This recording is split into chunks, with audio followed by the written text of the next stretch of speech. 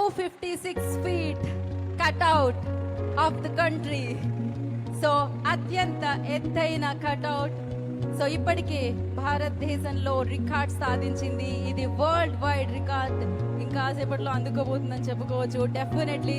And అత్యద్భుతంగా శివాచారి గారు definitely ఇది రామ్ చరణ్ గారి మీద ఉన్న అభిమానంతో అభిమానాన్ని చాటుతూ, ఆ ప్రేమని చాటుతూ అభిమానుల సమక్షంలో అత్యంత ఎత్తైన 256 feet కట్అవుట్. ఇందాక చెప్తాను కట్అవుట్ ఆఫ్ ద కంట్రీ అని చెప్పాలి.